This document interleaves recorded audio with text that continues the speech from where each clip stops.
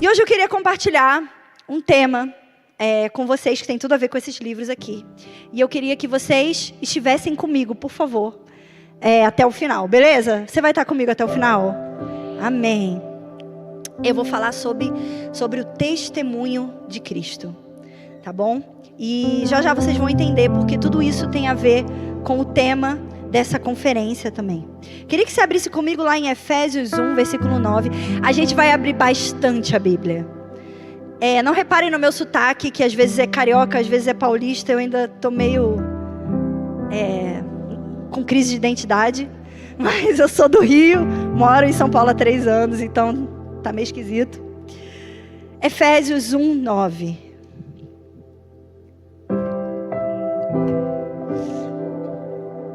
Senhor, nos ajuda. Nos ajuda, Jesus. Paulo vai dizer assim: e nos revelou o mistério da sua vontade, de acordo com o seu bom propósito que ele estabeleceu em Cristo. Gente, preste atenção aqui. Eu não sei se eu vou conseguir terminar essa palavra. Deus revelou à igreja um mistério da sua vontade. Qual é a vontade de Deus? Um mistério que esteve oculto durante séculos, durante gerações, um mistério que os profetas tiveram um vislumbre desse mistério. Um mistério que o povo, ao percorrer no seu relacionamento com Deus, teve vislumbres desse mistério. Mas nesse tempo aqui, Paulo descreve qual é esse mistério. Deus enfim revelou qual era esse mistério. E ele vai continuar dizendo, isto é, de fazer convergir em Cristo todas as coisas, celestiais ou terrenas, na dispensação da plenitude dos tempos. Então existe um tempo de plenitude onde Deus faz com que todas as coisas venham a convergir em Cristo. Você já viu a figura, por exemplo, de um asterisco? Um asterisco é aquele símbolo onde existem retas, mas existe um centro, existe um ponto central. É como se fosse aquele texto que diz... buscar em primeiro lugar o reino de Deus. A ideia ali não é uma lista de coisas, sabe? Primeiro família, primeiro Deus, depois família, depois coisas. Não, buscar em primeiro lugar como fundamento. Tudo converge a isso. É a figura de um asterístico. Todas as coisas convergem em Cristo. Ele é o ponto central da história. E Paulo diz que Deus, enfim, revelou esse mistério. Quão privilegiados nós somos de viver num tempo onde sabemos que Deus enviou o seu Filho. E o mistério é Cristo em nós, esperança da glória. Aleluia! Então nós sabemos que a vontade de Deus é revelar o seu Filho e fazer com que todas as coisas venham a convergir dele. Deus não ocultou essa verdade na história. Ele usou profetas, usou poetas, usou sacerdotes para trazer vislumbres da revelação do Filho de Deus. Por que falar isso nesse tempo é tão importante em 2025, aqui em Pinhais, no Brasil? Meus irmãos, vocês convivem com pessoas que sabem a respeito de Jesus. Pessoas que conhecem coisas a respeito de Jesus. Pessoas que reconhecem que ele foi um grande homem, um grande profeta. Você vê livros nas livrarias, Jesus, o maior psicólogo que já existiu. Jesus, o maior, sei lá, administrador. Inventam tudo para Jesus, né? Jesus, o maior administrador. Jesus, o maior líder que já existiu. Mas existe um engano nesse tempo. Um engano que ronda a igreja nesse tempo, mas não vai ganhar o nosso coração, amém? Esse engano é: Jesus é bom, Jesus é legal, mas Jesus não é Deus. Existe um espírito desse mundo, o espírito do anticristo, que nega a divindade de Jesus. Então, tem um teólogo que se chama Hermes Maia, e ele diz assim: muitos têm um alto conceito de Jesus, grande mestre, grande revolucionário, líder religioso, humanitário, profeta, quase divino, cheio de Deus. Todavia, qualquer juízo a respeito de Cristo que, em primeiro lugar, não reconheça o fato dele ser Deus encarnado, é na realidade uma diminuição do seu ser, uma ofensa, uma blasfêmia e não um elogio. Não existe cristianismo sem Jesus Cristo. Enquanto nas diversas religiões o ponto central está no que foi ensinado, no cristianismo o ponto central, vital e convergente é o próprio Jesus. Isso aqui se trata de um homem, isso aqui se trata do Deus encarnado. Isso é um escândalo para a mentalidade desse mundo. Enquanto nas religiões os homens fazem sacrifícios para tentar se aproximar da divindade, no cristianismo Deus desce para se aproximar dos homens. Ah, meus irmãos, Cristo é o ponto convergente. Então, durante a história, Deus foi revelando, dando vislumbres desse plano. A gente costuma começar a história do Evangelho, sabe aonde? Não é em Mateus, lá em Gênesis. Gênesis 3,15 tem aquilo que nós chamamos de proto-evangelho, ou seja, o início do Evangelho, que é quando o homem peca, o homem cai, e Deus diz assim para a serpente: porém inimizade entre você e a mulher, entre a sua descendência e o descendente dela. Este lhe ferirá a cabeça e você lhe ferirá o calcanhar. Aqui Deus, no meio da queda ali, ele já dá a promessa de que um dia se levantaria a semente da mulher, se levantaria um homem que esmagaria a cabeça da serpente. Olha que interessante, gente. Então, nesse momento da narrativa, Deus já deixa claro o seu plano. E nós sabemos que Cristo é o descendente da mulher, que desfez a maldição imposta pelo último Adão. Então, ao longo da história, ele encontrou amigos, testemunhas, pessoas que guardaram o testemunho de Cristo. E ele liberou aspectos dessa revelação durante toda a Escritura. Então, o nosso ponto é: ainda hoje, Deus deseja revelar o seu Filho àqueles que precisam de salvação.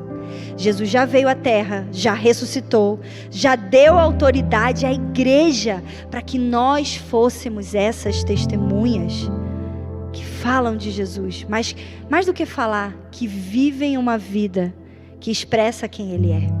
Lutero vai dizer o seguinte: vemos um berço para ver o bebê, assim como vemos a Bíblia para vermos Cristo.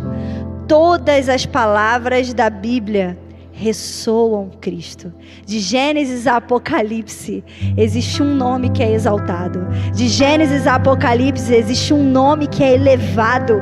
De Gênesis a Apocalipse existe um nome prometido e aguardado: Jesus, o Filho de Deus, o Deus encarnado. E eu acrescentaria: hoje o mundo vê a igreja querendo ver a Cristo. Hoje nós cantamos músicas querendo ver a Cristo. Nós fazemos teologia para ver a Cristo. Um texto que eu gosto muito é Apocalipse 19:10, onde o anjo diz para João: o espírito da profecia é o testemunho de Jesus. Durante muito tempo eu fiquei me perguntando o que significa esse texto. O espírito da profecia é o testemunho de Jesus. E eu ficava falando de trás para frente, de frente para trás, para tentar entender o que o anjo estava querendo dizer para João. Vocês se lembram que lá em Apocalipse, né? João vê o anjo e ele se prostra para adorar o anjo. E o anjo fala: não. Adore a Deus. Adore a Deus. Porque o espírito da profecia é o testemunho de Jesus. O que o anjo está querendo dizer é que o cerne, o fundamento de toda a profecia é o testemunho de Cristo. Tudo que existe escrito nesse livro, tudo que existe escrito na pregação que nós ouvimos aos domingos, todas as músicas que nós tentamos compor, é para revelar, é para testemunhar a respeito de Cristo. Se toda profecia dá testemunho de Cristo, nosso papel é sermos testemunhas. É impressionante observar a dinâmica de Jesus com os discípulos. Ele chama aqueles estranhos, aqueles pecadores, para serem seus discípulos. Depois, ele transforma esses discípulos em servos. Eles começam a servir, a fazer as obras que Jesus fazia. Depois, esses servos se transformam em amigos. Ele diz: eu não chamo vocês mais de servos, eu chamo vocês de amigos. Mas, finalmente, esses amigos se transformam em testemunhas. Depois que Jesus sobe aos céus, esses amigos dele se tornam testemunhas. Então, quando Jesus ele parte o pão na última ceia, quando ele diz: esse é o meu corpo, eu tenho uma aliança com você. Ele está repartindo o seu testemunho, um pedaço de mim. A comunhão que eu tenho com o Pai, eu tenho com você. Enquanto nós partimos o pão, nós estamos testemunhando a respeito de Jesus. Ele diz: vocês são um comigo, vocês comeram da minha carne.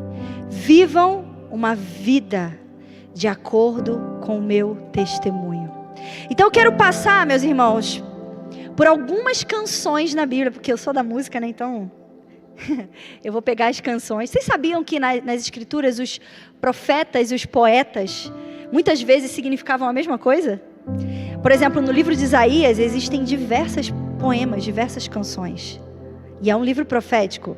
O profeta Abacuque era um profeta compositor. E o livro de Abacuque é um livro de cânticos. Vocês sabiam disso? Que poesia e profecia são coisas que se misturam nas escrituras. Os salmos, por exemplo, são canções proféticas que o povo de Israel cantava. E é por isso que quando a gente está aqui, eu já estou abrindo parênteses, é por isso que quando a gente está aqui fazendo música, nós não estamos fazendo um entretenimento, nós estamos profetizando. Nós estamos testemunhando a respeito de um homem. Os olhares estão voltados para ele. Não é um show, não é uma apresentação. É um culto ao Deus vivo. Porque nós estamos profetizando, ou seja, estamos concordando com a Bíblia, dizendo: ele veio, ele virá, ele é lindo, olhe para ele. O problema é que nós muitas vezes estamos cantando para pessoas, junto com pessoas que não viram Jesus ainda. Não sabem o quanto ele é belo. Mas, gente, ele é belo. Ele é belo. E se nós olhássemos para ele todos os dias, nós nunca, nunca, nunca iríamos a um culto de forma fria, sem levantar as nossas mãos em rendição. No dia bom, no dia mal, sentindo, não sentindo, estando afim, não estando afim, estando chateado, estando duro, pegando ônibus, pegando Uber, de moto, chegando cansado na chuva, no sol. Meus irmãos, se nós soubéssemos o quanto ele é belo. Ele é lindo demais. O que foi que esses homens viram que fizeram eles testemunharem até a morte? Meus irmãos, eu vou dizer para você, Paulo era um judeu zeloso. Paulo conhecia toda a lei. Paulo lia todas essas profecias, mas ele não enxergava o Cristo nas profecias. Quando ele lia Salmo 22, ele não via a crucificação de Cristo. Quando ele lia Isaías 53, ele não relacionou esse texto profético à crucificação de Cristo. Ele era cego para entender. Ele ainda não tinha os seus olhos abertos para a beleza. Mas um dia, no caminho de Damasco, ele fica cego e aí ele começa a ver. Ele, de repente, você imagina, gente, Paulo era um hábil conhecedor das Escrituras. Você imagina o dia que Jesus aparece para ele? É como se ele, sabe a fita, a galera que Mais nova não vai saber. Quando você rebobina a fita, fica... Gente, é como se rebobinasse na mente de Paulo todos os acontecimentos dos profetas, dos salmos, da época dos juízes, até chegar a Gênesis. Era Cristo o tempo inteiro.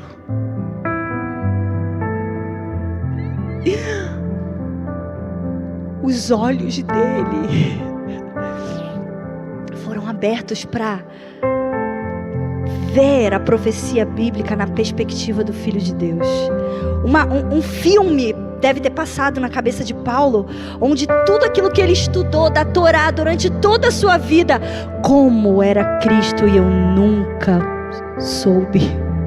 Como era Jesus, estava tão óbvio. Mas se o Espírito Santo não ilumina o nosso coração, nós não somos capazes de ver. Mas está lá, Gênesis, Apocalipse, Jesus se revelando. É uma dinâmica que começa do céu para a terra. É sempre do céu para a terra. É sempre Deus iluminando o nosso coração. É sempre Deus nos dando um pouco mais de revelação. É sempre Deus do céu para a terra. Então, a Bíblia é cheia de canções que falam a respeito do Filho de Deus. E eu queria que a gente visse o testemunho de Jesus, por exemplo, no livro de Salmos. Só que eu preciso de alguns voluntários para vir aqui à frente me ajudar. Vocês são meus amigos. Amém? Vocês pularam aqui. Obrigada, vem. Eu preciso de 1, 2, 3, 4, 5, 6, 7, 8, 9, 10, 11, 12... 13, 14, 15, 16. Vamos lá. Vamos ver se a gente consegue em 10 segundos. 1, 2, 3. Cadê minhas amigas? Vem. É só ler um texto, gente. Vem com a Bíblia na mão, por favor. Celular. Vai. 16 pessoas. Vamos lá, gente. Bora. Tipo EBD. Vamos lá. 3, 4, 5, 6, 7, 8, 9, 10. Falta 6. 11. Vamos lá. 12. Bora, gente, é só ler um texto. Vamos lá. 13. Tem 13 mesmo? Conta aí pra mim. Eu sou ruim de matemática. 1, 2, 3, 4, 5, 6, 7, 8, 9, 10, 11, 12, 13, 14, 15, 16. Muito bem. Não, ele não contou, ele tá fazendo foto. Tem 16. Tem 16, gente? Conta aqui pra mim, então. Tem 15, falta 1. Obrigado. Camisa verde. Vamos lá. Então, enquanto eles leem, eu quero que vocês percebam que a Bíblia dá testemunho, a palavra de Deus dá testemunho de Cristo, beleza? Então, minha amiga número 1, você vai abrir em Salmo 2, versículo 7. Decora, porque eu não vou decorar, tá bom? Amigo 2, Mateus 3,17. Você, Salmo 22, 1. Você, Mateus 27, 46. Beleza? Minha amiga aqui, Salmo 22, 7 e 8. Meu amigo de óculos, Lucas 23, 35. Você, Salmo 22, 16. Está bem embaixo de mim. João 20, 25, 27. Beleza? Você, Salmo 22, 18. Você, Mateus 27, 35 e 36. Mateus 27, 35 e 36. Se alguém errar vai ser engraçado, né? Mas não erra não, gente. Então, vocês estão decorando, né? Salmo 34, 20.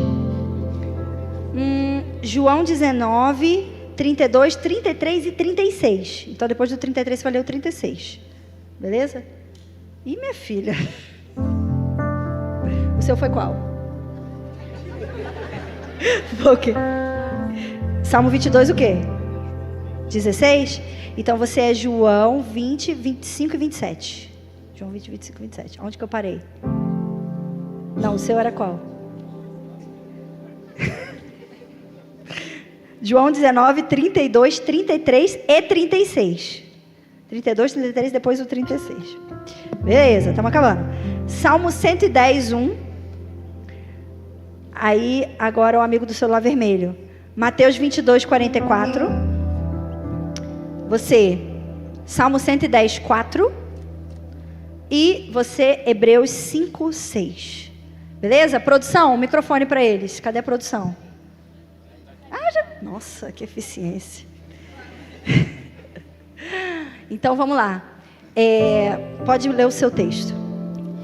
O rei diz: proclamarei o decreto do Senhor. Ele me disse: você é o meu filho e hoje eu gerei você. Deus declarará o Messias, Jesus, o seu filho. Agora, Mateus 3,17. E eis que uma voz dos céus dizia: este é o meu filho amado, em quem me agrado. O cumprimento do Salmo 2. Salmo 22, 1. Meu Deus, por que me abandonastes? Por que fica tão longe? Por que não escuta quando grito pedindo socorro? Salmo messiânico, Salmo 22, Davi viu Jesus sendo crucificado, Deus desamparando na hora da necessidade. Mateus 27, 46. Por volta da hora 9, Jesus bradou em alta voz: Eli, Eli, lama sabachthani. Isso é, Deus meu, por que me desamparastes? Salmo 22, 7, 8. Todos os que me veem caçoam de mim, mostrando a língua e balançando a cabeça. Eles dizem: você confiou em Deus, o Senhor. Então por que Ele não o salva? Se Ele gosta de você, por que não o ajuda? Ele será zombado. Lucas 23, 35. O povo ficou observando e as autoridades o ridicularizavam. Salvou os outros, diziam. Deixou salvar a si mesmo, se é o Cristo de Deus o escolhido. Salmo 22, 16. Cães me rodearam, um bando de homens maus me cercou, perfuraram minhas mãos e meus pés. Os pés e as mãos seriam perfurados. Cumprimento em João 20, 25 e 27. Os outros discípulos lhe disseram: vimos o Senhor. Mas ele lhes disse: se eu não vi as marcas dos pregos nas suas mãos, não colocar o meu dedo onde estavam os pregos e não puser a minha mão no seu lado, não crerei.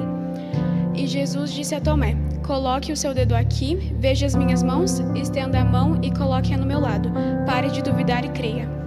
Salmo 22, 18.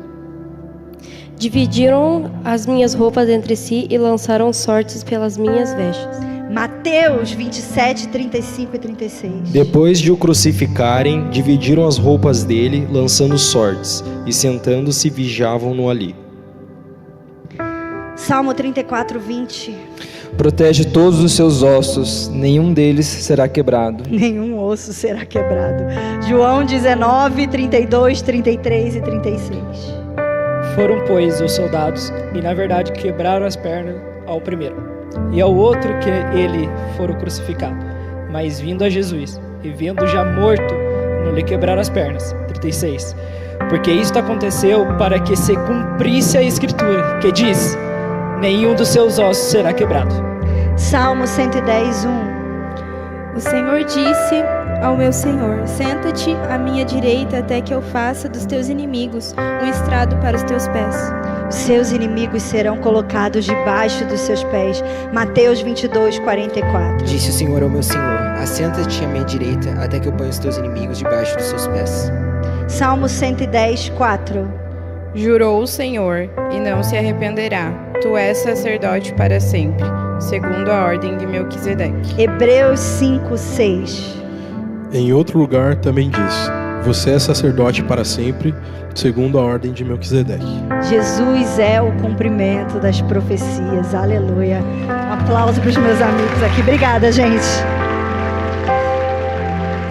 Toda Escritura dá testemunho de Jesus, de Gênesis a Apocalipse. Eu poderia falar do Salmo 2 aqui, onde Deus diz: porque zombam as nações contra Deus e o seu ungido. Eu poderia citar diversos salmos onde Jesus é revelado, porque Deus deseja que todas as coisas venham convergir no seu Filho.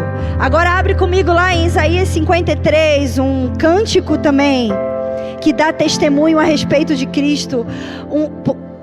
52, versículo 13. Isaías 52, versículo 13. Os judeus leem até hoje esse texto e não reconhecem Jesus aqui, mas quando os olhos são abertos, assim como aquele eunuco que caminhava e perguntou a respeito de quem esse texto está falando. Esse texto fala a respeito de Cristo Jesus. Isaías 52, versículo 13, é a primeira estrofe desse poema, que diz assim, vai falar da exaltação do servo. O meu servo procederá com prudência, será exaltado, elevado e muito sublime, como tantos pasmaram à vista dele. O seu aspecto estava tão desfigurado que nem parecia um homem, e a sua aparência não era dos filhos dos homens. Ele causará temor a muitas nações, por causa dele reis taparão a boca, pois verão o que não lhes havia sido anunciado e entenderão o que não tinham ouvido. Aqui nesse texto, Isaías está falando de um monarca humilhado. Qualquer rei diante dessa cena ficaria estupefato, porque o servo, que nós sabemos que é Deus, apresenta a face desfigurada por causa do sofrimento.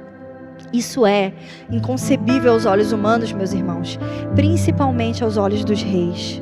Por isso, o profeta levanta a questão no versículo próximo, que diz assim: quem creu naquilo que ouvimos? O personagem apresentado aqui se encaixa na figura do Cristo crucificado. A mensagem da cruz rejeitada pelos judaizantes do primeiro século. Eles esperavam, meus irmãos, um Messias que se apresentasse como um rei glorioso. Mas Jesus vai vir como um rei glorioso. Mas antes, ele veio como um servo sofredor. Sabe uma coisa a respeito do testemunho de Cristo? Ele sempre escandaliza a nossa mente. O testemunho de Cristo nunca é como nós esperamos que ele seja. Deus sempre usa as coisas loucas desse mundo para confundir as que se acham sábias. Então, quando ele manda o Filho à terra, ele manda um servo sofredor. A mensagem da cruz ainda é loucura para aqueles que se perdem. E ele continua, vamos acompanhar aí, versículo 1 do capítulo 53, do 1 até o 3. Vai falar da rejeição desse servo. Quem creu na nossa pregação, a quem se manifestou o braço do Senhor, foi crescendo como um renovo diante dele, como uma raiz que sai de uma terra seca. Não tinha formosura nem beleza. Quando olhávamos para ele, não víamos beleza alguma que desejássemos. Foi desprezado e rejeitado pelos homens, homem de dores, experimentado nos sofrimentos, e como um de quem os homens escondiam o rosto, foi desprezado e não lhes demos nenhuma importância. A palavra diz que esse servo não tinha formosura, não tinha nada de atrativo. Ué, mas Jesus não é o mais lindo? A gente não canta? Lindo, lindo, lindo és? Se Jesus é o mais lindo, por que esse texto está dizendo aqui que nele não havia nenhuma formosura? E aí, pergunta para a pessoa que está do seu lado, para ela acordar. E aí? Responde essa aí. Se ele é o mais lindo, por que a Bíblia fala que ele não tem formosura nenhuma aqui? Quando uma criança faz uma coisa errada, seu sobrinho, seu filho, você fala o que para ele? Não faz isso, isso é pecado. Você fala isso? Geralmente não. O que você fala para a criança? Não faz isso, isso é feio. Cristo aqui estava carregando toda a ausência de beleza, toda a ausência da glória de Deus, todo o pecado. Cristo aqui, aquele que declara na cruz: Deus meu, por que me abandonaste? Ele realmente estava carregando nos seus ombros toda a falta de beleza do mundo. Não havia nada que atraísse. O servo não tinha os requisitos que poderia levar os seus observadores a dizerem que ele tinha a bênção. Vocês se lembram que naquela época a aprovação de Deus muitas vezes era percebida como boa aparência? Porque Saul foi escolhido um bom rei, ele era de boa aparência. Então, uma boa aparência, a prosperidade, era algo visto aos olhos dos homens como alguém que tem o favor de Deus. Mas Deus é sempre aquele que nos escandaliza, que vem e muda a nossa forma de pensar. Então, o Cristo não tinha beleza e nem aparência. Um renovo que surge no meio da sequidão, uma vida surgindo numa terra seca onde reina a morte. Vamos continuar, versículo 4, fala da morte desse servo, 4 ao 6. Verdadeiramente ele tomou sobre si as nossas enfermidades e levou sobre si as nossas dores. Nós o considerávamos aflito, ferido por Deus e oprimido, mas ele foi ferido por causa das nossas transgressões e esmagado por causa das nossas maldades. O castigo que nos traz a paz estava sobre ele, e por seus ferimentos fomos sarados. Todos nós andávamos desgarrados como ovelhas, cada um se desviava pelo seu caminho, mas o Senhor fez cair a maldade de todos nós sobre ele. Essa palavra aqui tem a ver com ser oprimido, ser afligido, ser humilhado, ser esmagado por Deus. O termo transpassado e moído juntos descrevem a terrível violência que sofreu o Filho de Deus ao redimir o mundo. Quem matou Jesus não foram os soldados, quem matou Jesus não foi Roma, quem matou Jesus não foi o diabo, foi o próprio Deus que agradou moê-lo pelas nossas transgressões e pelo nosso pecado. É importante notar que os israelitas acreditavam que o sofrimento era resultado do pecado. Então, você está sofrendo tanto, quem será que pecou? Você, sua mãe, seu antepassado? Mas Jesus sofreu, não por ter cometido algum pecado. Ele sofreu em nosso lugar, porque nós cometemos o pecado. Meus irmãos, vocês percebem que a profecia dá testemunho de Cristo? E esse testemunho é uma mensagem escandalosa. Escandalosa para a mentalidade daquele tempo e ainda do nosso tempo. No versículo 7, ele fala sobre a submissão desse servo, do 7 ao 9. Vamos continuar.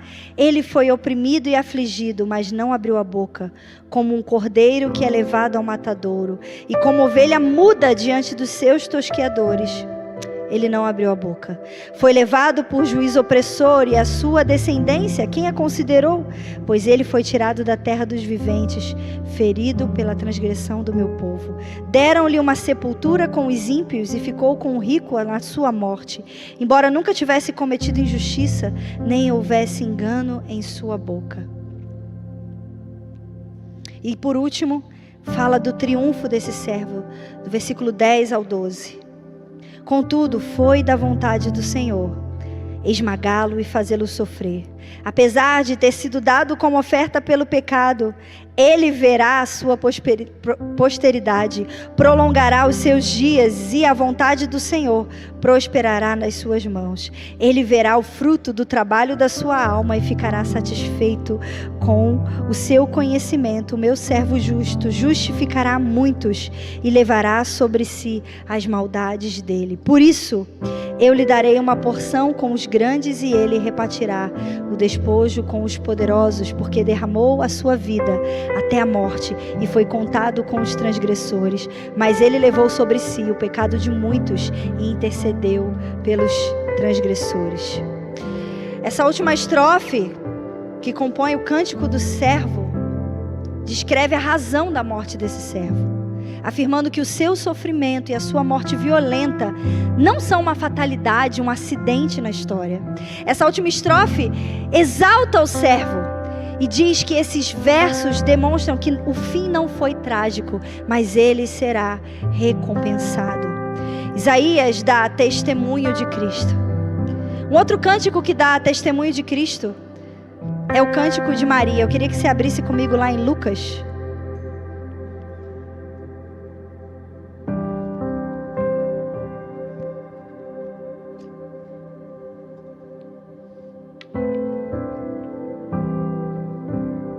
Lucas 1, Eu gosto muito do livro de Lucas e do Evangelho de Lucas, porque Lucas ele é muito teatral.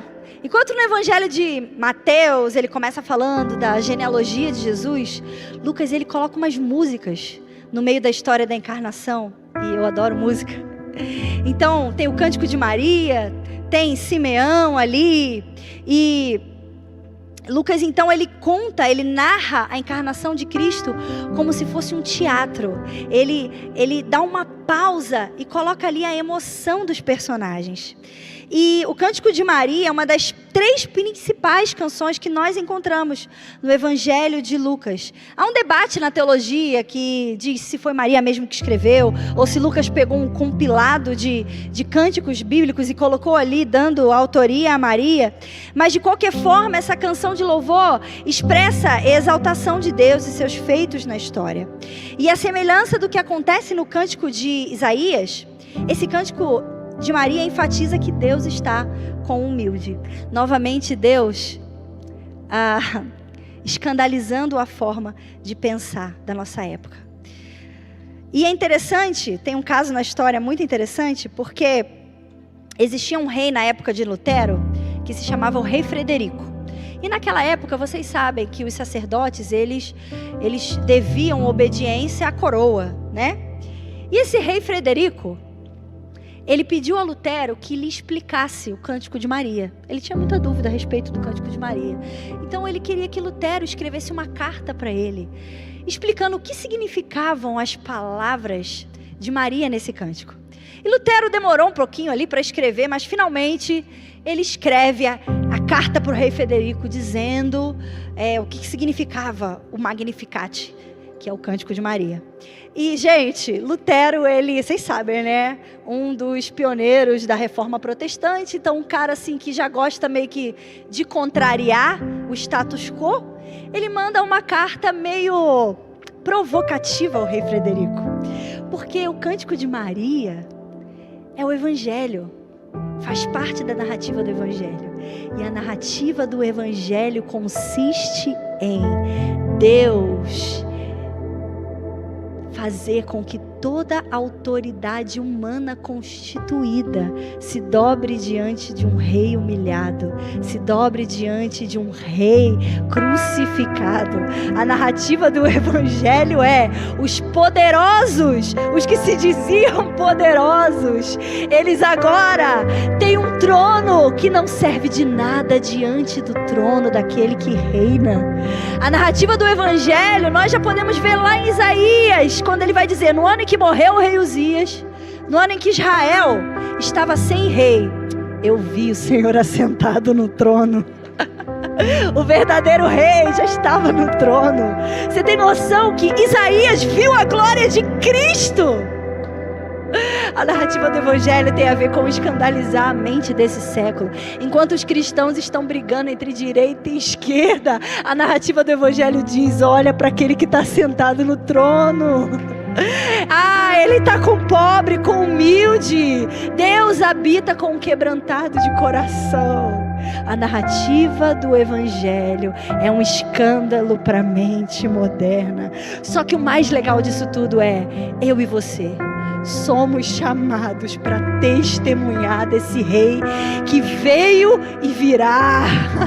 Ele parte o pão conosco na ceia. Você tem uma aliança com ele, você tem parte com ele, você é um com ele, você tem uma aliança com Cristo.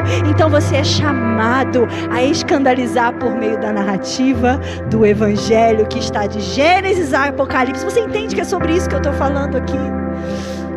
E aí Lutero, esse cara meio controverso, ele diz assim para o rei, na introdução da carta, antes de explicar o que significava o Cântico de Maria, ele fala assim para o rei, ninguém pode criar algo do nada. Essa é a razão porque os olhos de Deus olham somente para baixo, nunca para o alto. Como diz Daniel 3:5:5, está assentado acima dos querubins e olha para as profundezas do abismo. E Salmo 138:6, que diz que Deus é o mais excelso e olha para os humildes, e aos soberbos Ele conhece de longe.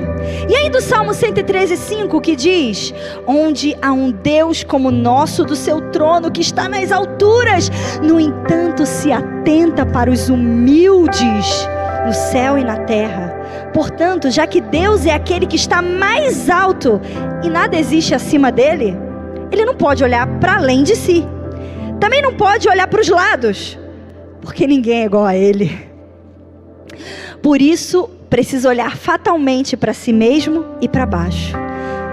Quanto mais baixo alguém está, tanto melhor Deus o enxerga. E ele continua dizendo: por isso, somente Deus consegue ver as coisas dessa maneira, olhando para baixo, para a miséria, para a desgraça. Ele está junto de todos os que estão no fundo do poço. Como diz Pedro, Ele resiste aos soberbos, mas aos humildes Ele concede graça. Ele é aquele que encarnou e nasceu numa manjedoura, um rei humilde que trabalhou na carpintaria com o seu pai, não chamou atenção durante 30 anos até cumprir a vontade e o ministério do Pai. Jesus é aquele que está com as prostitutas, com os perdidos, com aqueles que ninguém dá valor, com os cobradores de impostos, aqueles que não têm solução. Para Ele tem solução, e esse é o Evangelho. É Deus descendo à terra para resgatar um mundo perdido, um mundo sem solução. Não existe nada perdido para Ele, não existe pecado seu que Ele não possa resolver com o brilho da santidade dEle, porque esse é o Evangelho, Deus vindo a nós, Jesus encarnando. E Lutero continua dizendo também: a doce mãe de Cristo nos ensina aqui, através da sua própria experiência e por meio de palavras, como se deve conhecer, amar e louvar a Deus. Ela se vangloria e louva a Deus com um espírito alegre. Diz que ele tinha olhado para ela, uma pessoa humilde e sem nenhuma importância, uma jovem adolescente que não vinha de nenhuma família real. Imagina a alegria dessa mulher. Por isso deve-se pressupor que ela tivera pais pobres, desprezados e humildes. Vamos dar um exemplo para as pessoas simples, sem dúvida. As filhas dos sumos sacerdotes e conselheiros de Jerusalém eram muito mais ricas, belas, jovens, cultas, tinham uma boa reputação em todo o país, assim como as filhas dos reis, príncipes e dos ricos de hoje. Isso também acontecia em muitas outras cidades. Maria não era filha de gente importante em Nazaré, sua cidade natal, mas de um cidadão simples e pobre. Não tinha nenhuma importância nem estima especial. Foi uma moça comum no meio dos vizinhos e suas filhas, que cuidava dos animais e dos trabalhos domésticos. Não era nada diferente de uma pobre doméstica de hoje, que faz o que é mandada. Jesus não vê como o homem vê. O Senhor não vê o número de likes, o Senhor não vê o número de seguidores, o Senhor não vê como o homem vê.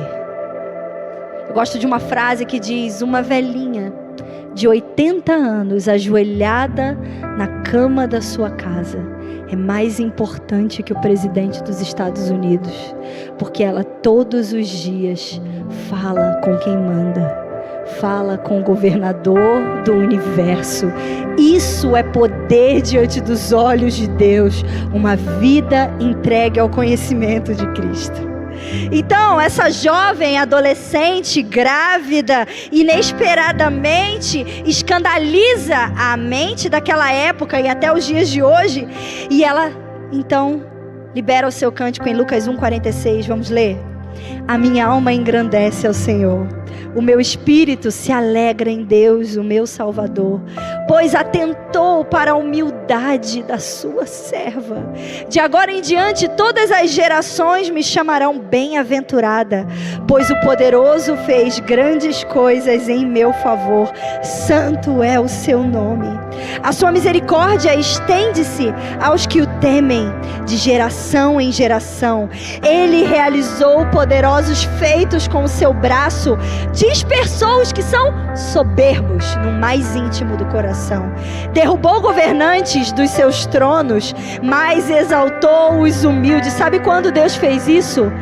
Quando Ele encarnou no ventre de uma jovem judia. Ele destronou reis e tronos. Ele encheu de coisas boas os famintos, mas despediu de mãos vazias os ricos. Ajudou o seu servo Israel, lembrando-se da sua misericórdia para com Abraão, ou seja, Ele cumpriu a sua aliança, a sua promessa, os seus descendentes para sempre, como dissera aos nossos antepassados. O espírito da profecia é o testemunho de Jesus. A última canção que eu queria abrir com vocês está lá em Apocalipse 5. Abre comigo lá, Apocalipse 5.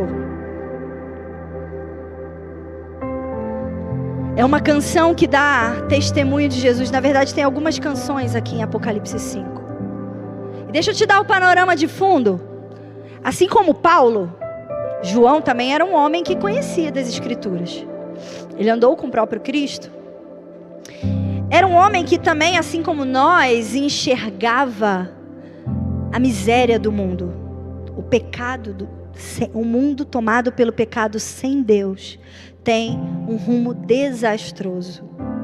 Então, ele conhecia e ele vê Deus num grande trono e ele vê um livro que na verdade é um rolo, e esse rolo está selado com 7 selos. E tem nomes escritos por dentro e por fora. E esse rolo é como se fosse, sei lá, a escritura da terra. O desfecho da história dependia da abertura desse livro. Imagina, se você pudesse abrir um livro, uma carta, e destravar os acontecimentos do fim, que daria fim a toda dor, a todo sofrimento. Às vezes eu leio o livro de Apocalipse, só um parêntese. Às vezes eu leio o livro de Apocalipse e eu fico assim, nossa, Deus parece estar tão bravo. 1/3 da terra vai ser destruída. Depois você lê, outra parte da terra vai ser destruída. Meu Deus. E aí você pensa, vai morrer muita gente. E aí, quando eu pensava isso, eu lembrava de cada criança que é traficada e estuprada no mundo. Eu lembrava do tráfico humano que existe no Marajó. Eu lembrava das meninas que sofrem na Nigéria. Eu lembrava dos vídeos que circulam na dark web. E toda a sujeira do mundo. Toda a podridão do mundo. Sabe aquela coisa que a gente fala assim, eu não quero ver? Deus não tem um botão de não ver. A gente desliga a tela do computador e para de ver. E se aliena da realidade do mundo. Mas Deus não tem um botão de desver. Cada ato pecaminoso, e não só o ato extremo, os nossos pecados, a nossa iniquidade, daqueles que não são lavados pelo sangue de Jesus, eles enchem taças da ira diante de Deus. E um dia, Deus vai derramar essa ira contra o pecado, contra os inimigos. Então esse Deus que nós vemos em Apocalipse é Deus julgando toda a iniquidade, todo o mal para sempre. Se você pudesse apertar um botão e depois desse botão apertado, Deus julgasse todo o mal do mundo e de repente novos céus e nova terra, não mais choro, não mais dor, não mais pecado, você apertaria esse botão? Você apertou o botão aí, Jeff?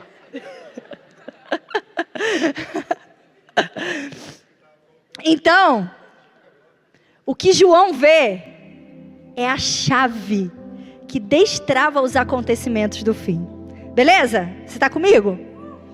Está acordado ainda? Vai acabar, calma, gente. Versículo 4, vamos lá? Apocalipse, versículo 4, lendo, marcando, escrevendo, anotando. Então, dentro desse contexto aí, João diz assim, eu chorava muito, porque não se encontrou ninguém que fosse digno de abrir o livro e de olhar para ele. Agora você entende por que João chorava? porque ele está diante daquilo que desata os acontecimentos do fim. Ele está diante daquilo que desata os juízos de Deus, que vão dar um desfecho para a história da humanidade. Mas nem o anjo mais puro, nem Miguel, nem Gabriel, nem os seres viventes, nem os 24 anciões, eles não podiam abrir o livro e nem olhar o que estava escrito naquele livro. João entra em desespero, ele chora, porque quem é digno de abrir esse livro? Se nem os anjos são dignos, que dirá um homem como eu? Eu estou olhando, mas eu me sinto impotente diante dessa situação. Você já se sentiu impotente diante de uma situação de injustiça? Eu várias vezes. Mas, quando você se sentir impotente diante de uma situação de injustiça, se lembra que tem um livro selado no céu. Mas a história continua. Então um dos anciãos me disse: não chore, eis que o leão da tribo de Judá, a raiz de Davi, venceu para abrir o livro e desatar os selos. Então João olha procurando esse leão, mas quando ele olha, ele não vê um leão. No versículo 6 diz: eu vi um cordeiro. Mais uma vez o evangelho escandalizando a nossa mente.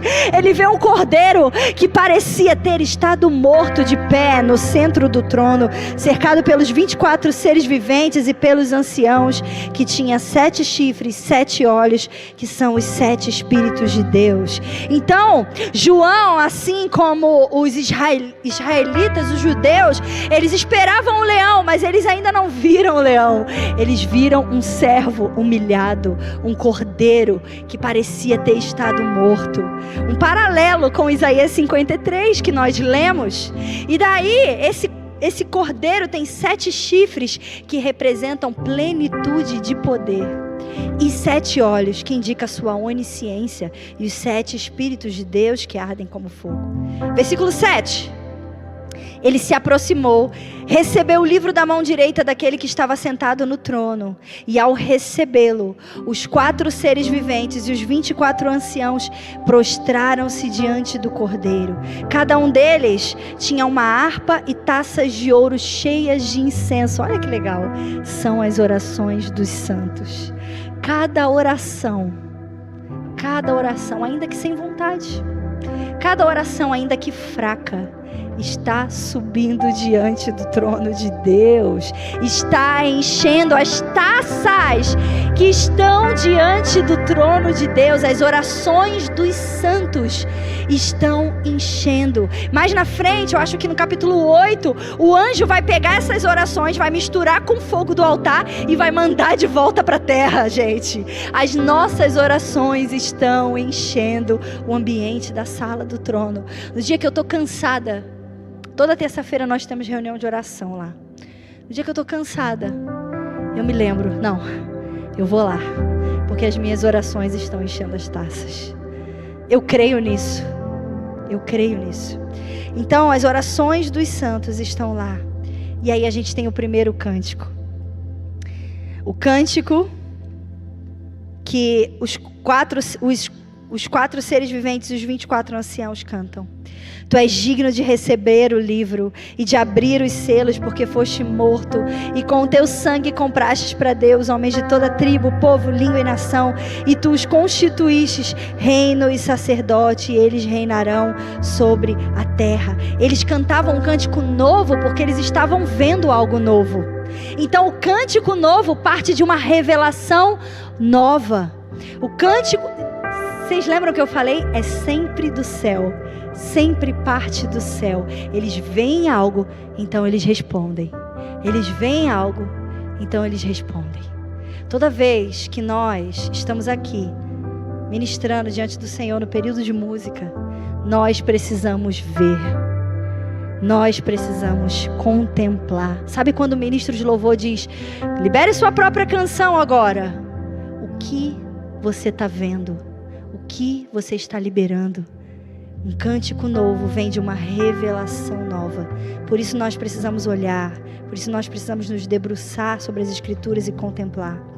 Então ele continua no versículo 11. Então olhei e ouvi a voz de muitos anjos, milhares de milhares, milhões de milhões. Eles rodeavam o trono, bem como os seres viventes e os anciãos. Então agora, esse cântico toma um nível, uma proporção maior. Ele se amplia. E eles todos cantam: digno é o Cordeiro que foi morto de receber poder, riqueza, sabedoria, honra, glória e louvor. Então agora, além dos 4 seres, milhões de milhões, milhares e milhares de anjos se unem. Mas ainda tem um terceiro nível de louvor, um terceiro nível de adoração. E ele continua no versículo 13 dizendo: depois ouvi todas as criaturas existentes no céu, na terra e debaixo da terra e do mar, e tudo que neles há, e diziam: aquele que está assentado no trono e ao Cordeiro sejam o louvor, a honra, a glória e o poder para todos sempre. E os 4 seres viventes disseram: amém. Existe um cântico que é como o óleo da barba de Arão, que ele escorre do céu para a terra. Existe uma revelação que escorre do céu para a terra. Existe uma música que a igreja ainda não cantou, porque ela está reservada para a igreja dos últimos dias. Existe uma porção da revelação de Deus que está disponível para mim e para você. Eu não posso ficar alheia a isso, porque é o testemunho de Cristo. Diz respeito a alguém, diz respeito ao Filho de Deus, meus irmãos. E por último, eu tenho meditado nessa semana, quando me falaram do tema, em Apocalipse 12. Apocalipse 12 fala de quando Satanás ele é expulso dos céus. Ele está diante de Deus acusando os homens, mas Miguel luta contra ele e ele é expulso dos céus. E esse texto fala a respeito de testemunhas, de vencedores. E a esse ponto da história você já sabe, as testemunhas somos nós. E olha o que ele diz no versículo 10 de Apocalipse 12. E esse é o último texto que eu vou ler. Então ouvi uma forte voz do céu que dizia: agora veio a salvação, o poder e o reino do nosso Deus e a autoridade do seu Cristo, pois foi lançado fora o acusador dos nossos irmãos, que os acusa diante do nosso Deus de dia e de noite. Eles o venceram pelo sangue do Cordeiro, agora presta atenção, e pela palavra do testemunho que deram diante da morte, não amaram a sua própria vida. Aqueles que vencem o diabo, aqueles que vencem o inimigo, eles não venceram porque construíram grande patrimônio, eles não venceram porque seguiam uma teologia que dizia que eles receberiam uma recompensa nessa vida. Eles não venceram porque ganharam dinheiro. Eles venceram pelo sangue do Cordeiro e pela palavra do testemunho. Aqueles que comem o rolo, leem o livro, meditam na lei, eles venceram pela palavra, porque eles guardaram. João vai dizer no capítulo 1, bem-aventurados são aqueles que leem, ouvem e guardam as palavras desse livro. Bem-aventurados são aqueles que guardam o testemunho de Cristo. Diante da morte, não amaram a sua própria vida, viveram uma vida de testemunho. Ou seja, martírio, meus irmãos, não é apenas para os cristãos do primeiro século. Uma vida de martírio é o que Deus espera de mim e de você. A pergunta que eu tenho para fazer para você agora é: você viu? Você viu aquele que é o mais belo? Você enxerga? Você teve um encontro que tira a cegueira dos olhos e abre os olhos do nosso interior para ver Cristo na palavra do testemunho? Você realmente considera Ele o mais belo? Você tem comunhão com Ele? Você, hoje, pode entregar a sua vida a Ele e todos os dias, até o ponto de não amar a sua própria vida, de deixar tudo para trás? Fica de pé, vamos orar.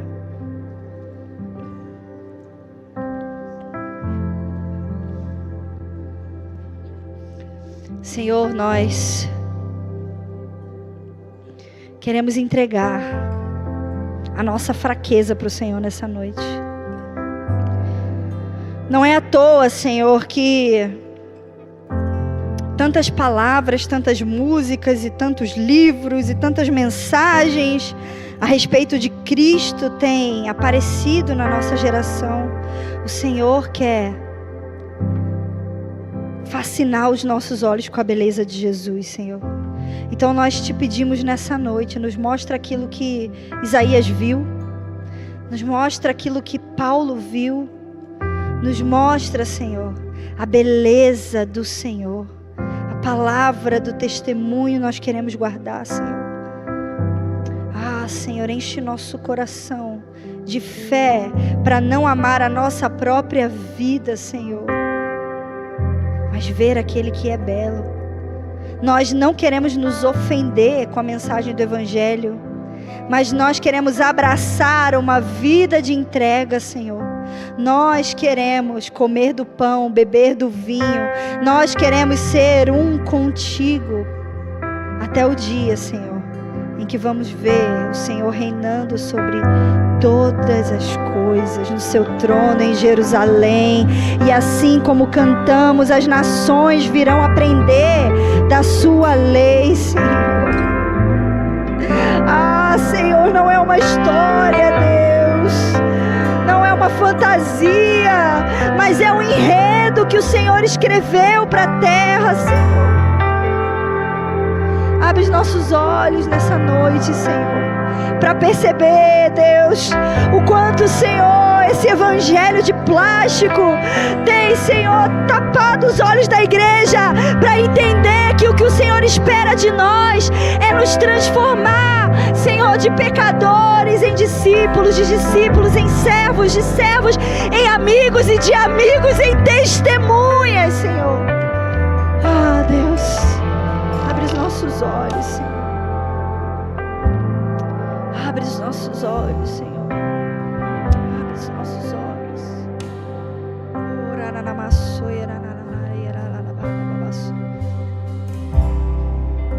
Se passam os anos e eu não posso deixar de amá-lo, ainda é doce em meus lábios seu nome. Eu queria que, se você sente o seu coração aquecido pelo testemunho de Cristo, tome uma postura agora, se ajoelhe no lugar onde você está, como sinal de rendição, e vamos juntos cantar essa verdade, rendidos à pessoa de Jesus, o mais belo de todos. Eu quero que você se lembre agora do dia que você o encontrou. Na verdade, do dia que você foi encontrado por Ele. Onde você estava? O que você sentiu?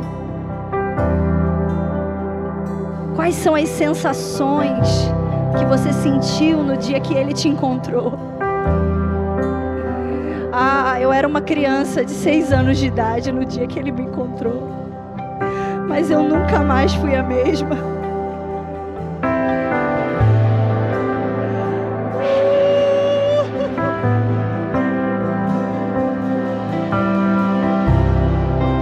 Se passam os anos e eu não posso deixar de amar,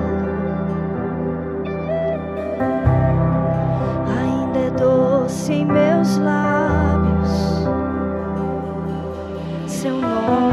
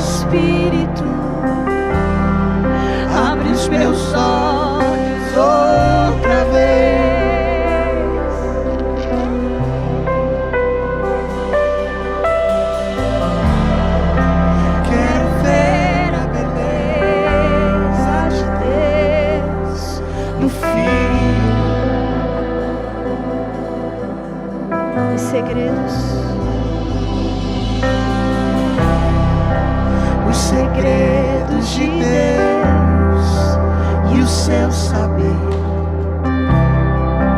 Procurei encontrar,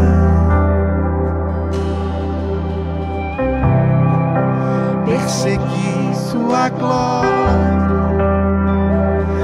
achei o Filho.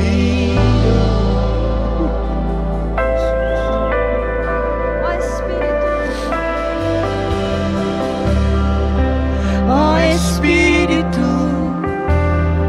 abre os meus olhos outra vez.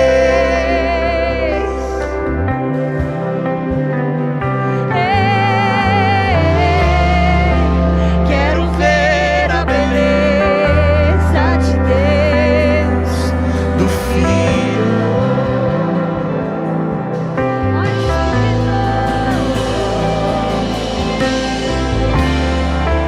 Ó Espírito, abre os meus olhos outra vez.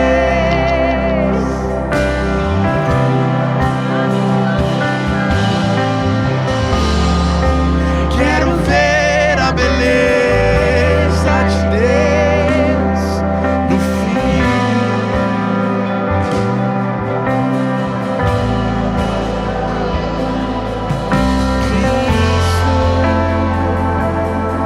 Beleza de Deus, Cristo, fonte de prazer, Cristo, quero conhecer,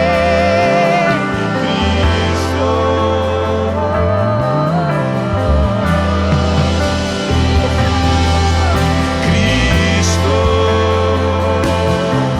beleza de Deus, Cristo, fonte de prazer, Cristo, quero conhecer, Cristo.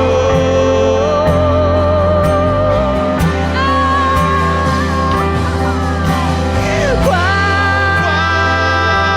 a beleza que existe em ti, que eu ainda não vi.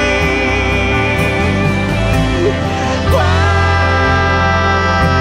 a beleza que existe em ti, que eu ainda não vi. Qual a beleza que existe em ti, que eu ainda não vi. Qual a beleza que existe em ti, que eu ainda não vi.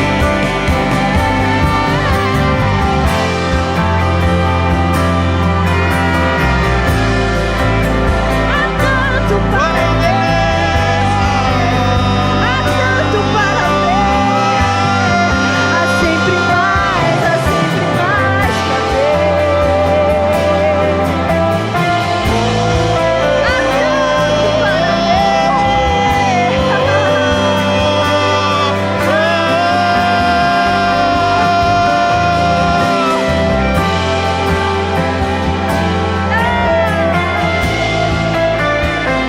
Há tanto para como beleza.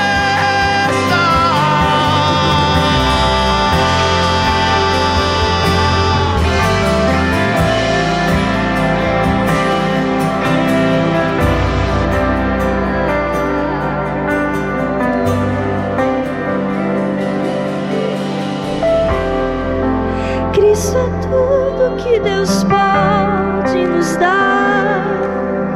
Cristo, Cristo, a beleza revelada do Pai é Cristo.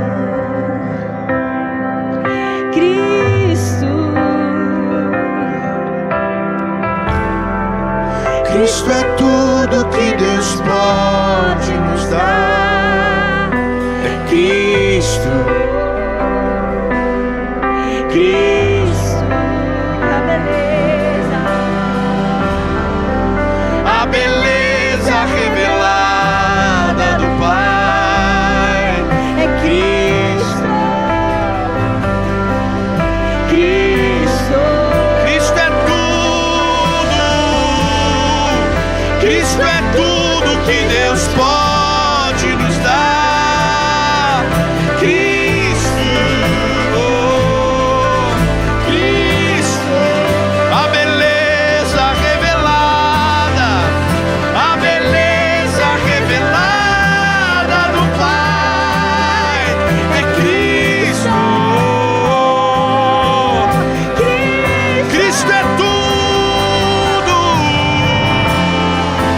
Cristo é tudo que Deus pode nos dar. Cristo, Cristo, a beleza revelada do Pai. É Cristo, Cristo. Qual a beleza que existe em ti, que eu ainda não vi. Qual a beleza, qual a beleza que existe em ti, que eu ainda não vi. Qual a beleza, qual a beleza que existe em ti, que eu ainda não vi. Qual a beleza, qual a beleza que existe em ti. Uma vez que eu coloquei os meus olhos em ti, nada mais me satisfaz.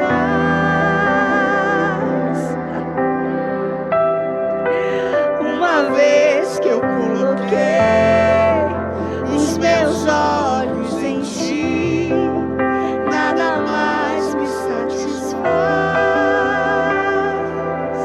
Eu estou aprendendo, eu estou aprendendo a estar cada dia mais satisfeito em ti, à medida em que te conheço mais. Tudo perde seu valor. Eu estou aprendendo a estar cada dia mais satisfeito em ti, à medida em que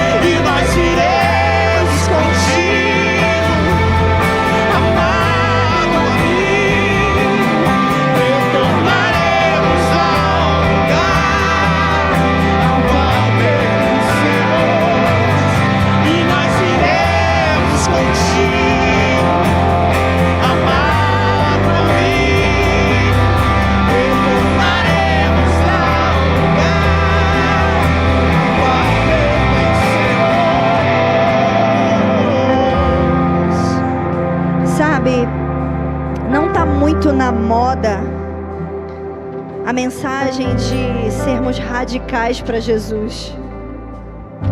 Uma geração ouviu sobre radicalidade para Jesus e muitos se entregaram para o campo missionário, não fizeram faculdade. E hoje eles dizem para os seus filhos: tenham uma boa vida, tenham uma vida confortável, construam um patrimônio e vá domingo à igreja.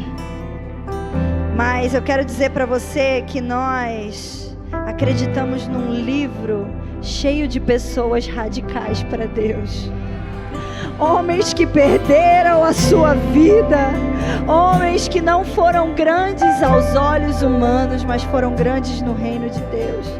Então eu quero orar por você que tem o seu chamado adormecido. Pai, em nome de Jesus, eu te peço, Senhor, eu te peço, Deus, para que o Senhor nos tire da nossa zona de conforto. Todo chamado adormecido, todo chamado entorpecido por um discurso de boa vida, por um discurso, Senhor, desta era, Senhor. Pai, eu te peço agora, Deus, destrava chamados nesse lugar, destrava chamados missionários nesse lugar. Deus, o Senhor ainda quer pessoas radicais, o Senhor ainda quer pessoas em chamas. Onde estão os avivalistas do nosso tempo? Onde estão aqueles que vão se entregar? Deus, em nome de Jesus, tira, Senhor, tira o ídolo do conforto do nosso meio. Nós dizemos sim, nós iremos contigo, Senhor. Nós iremos contigo, Senhor. Nós não aceitamos um estilo de vida que nos mantém confortável, aceitando migalhas, quando o Senhor tem um banquete para nós, Senhor. Nós não queremos aceitar menos do que aquilo que o Senhor tem para nós. Nós dizemos sim. Ah, Deus, em nome de Jesus, levanta aqui nesse lugar missionário, Senhor, que vão entregar a sua vida no campo universitário. Levanta missionários que vão entregar a sua vida nas nações, Deus, e não só nos jovens, mas aqueles, Senhor, de 30 a mais, que, Senhor, acham que o meu tempo acabou, o meu tempo já acabou. Em nome de Jesus, hoje eu digo para você, o Senhor ainda se lembra das orações que você fez na sua juventude. Elas ainda estão diante do trono de Deus. O Senhor ainda se lembra. O Senhor ainda se lembra. Se lembre hoje daquilo que você entregou. Ah! E nós iremos contigo, amado amigo. Retornaremos ao lugar ao qual pertencemos. E nós iremos contigo, amado amigo. Retornaremos ao lugar ao qual pertencemos. E nós iremos contigo, amado amigo. Retornaremos ao lugar ao qual pertencemos.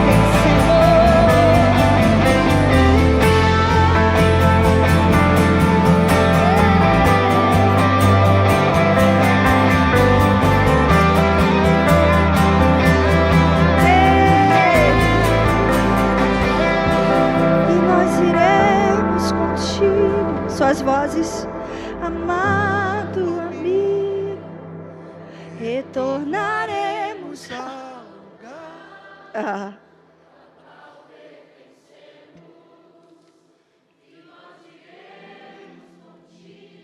Sim.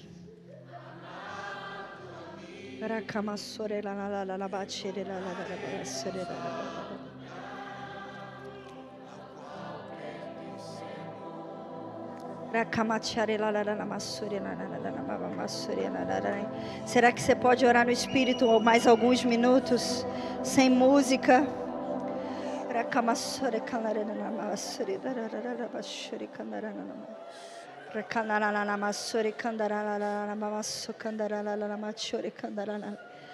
Kananana masore kandarana masore kandara bachere kandarana machere kananana masore. La kananana masore kalara yabala basore andare yabala babasore andara. La kananana yabala basore andara basore kandarana basore kandara mas. Recala la bachere kala la basore kandara la machakato so kandarana mas.